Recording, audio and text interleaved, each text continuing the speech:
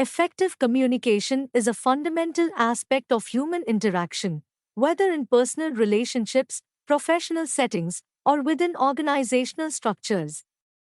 Understanding the communication cycle and the role of feedback is crucial in ensuring messages are conveyed accurately and received as intended. The communication cycle is a systematic process that outlines the steps involved in the exchange of information, while feedback is a mechanism that ensures the message is understood and can lead to improvements in future communications. Sender. The communication process begins with the sender, who has an idea or information to convey. The sender must clearly understand what they want to communicate. Encoding. The sender translates the idea into a message. This involves choosing the right words, symbols, or gestures to represent the information. The choice of language, tone, and medium is crucial at this stage. Message. The encoded information is the message. It can be in various forms, such as verbal, written, nonverbal, or visual. Channel. The message is transmitted through a medium or channel. This could be face-to-face conversation, phone calls, emails, social media, or other forms of communication.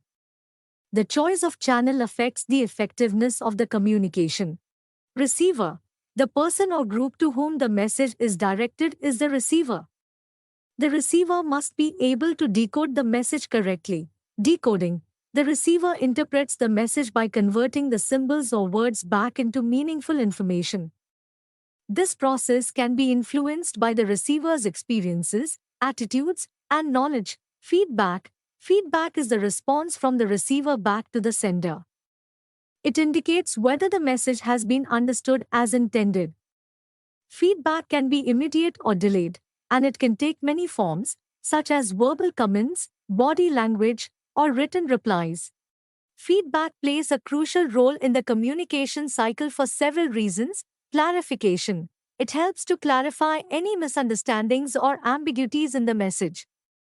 If the receiver has not fully understood the message, they can ask questions, and the sender can provide further clarification. Improvement. Feedback provides valuable information that can help improve future communications. It allows the sender to understand what works well and what doesn't, enabling them to adjust their approach. Engagement. Effective feedback fosters engagement and participation.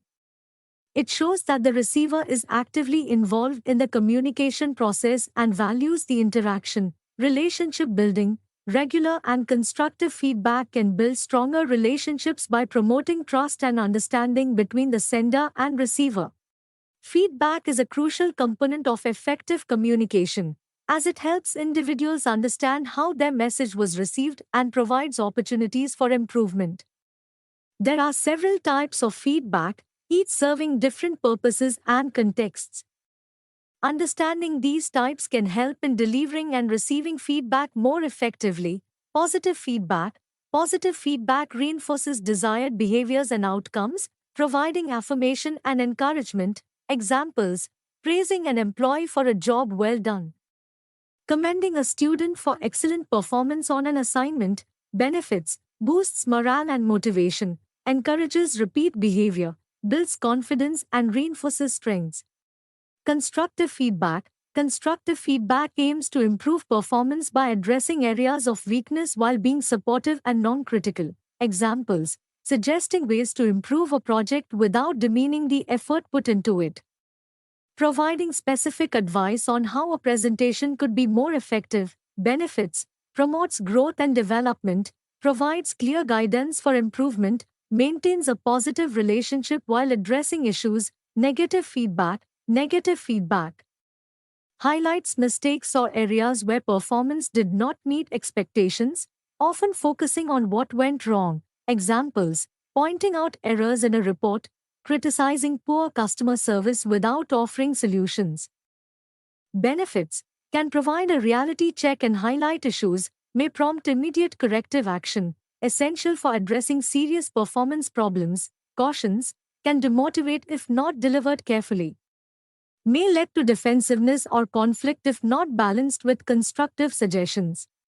Formal feedback. Formal feedback is structured and often documented, typically provided in professional settings through performance reviews, evaluations, or official reports. Examples: annual performance reviews, formal appraisals in academic settings. Benefits: provides a documented record of performance, ensures systematic and consistent evaluation, can be used for official purposes like promotions or disciplinary actions. Informal feedback. Informal feedback is casual and spontaneous, given in everyday interactions without a structured format. Examples: a quick comment on a colleague's recent work, a casual mention of a job well done during a meeting. Benefits: immediate and timely, can be less intimidating and more relatable. Encourages continuous communication and adjustment. Descriptive feedback. Descriptive feedback focuses on providing detailed information about what was observed, without judgment. Examples: describing specific behaviors that led to a successful outcome. Pointing out the exact areas of a project that were well executed or need improvement. Benefits: provides clear and specific information, helps recipients understand the exact aspects that need attention, reduces ambiguity and misinterpretation. Evaluative feedback. Evaluative feedback assesses performance against a standard or set of criteria, often involving a judgment or rating. Examples: grading a student's essay, giving a performance score in a review. Benefits: provides a clear measure of performance, can be useful for comparative assessments, helps in setting benchmarks and standards. Peer feedback.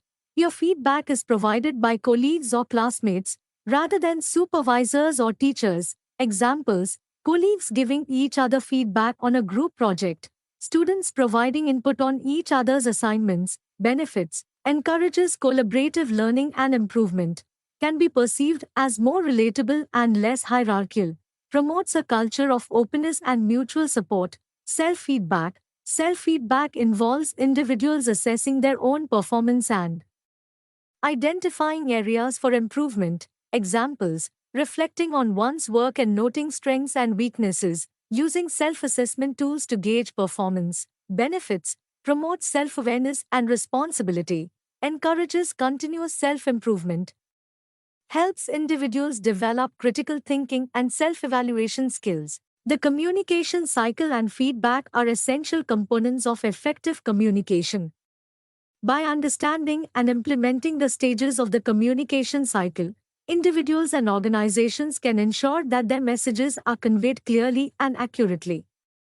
Feedback, as a critical part of this cycle, enhances understanding, promotes continuous improvement, and strengthens relationships.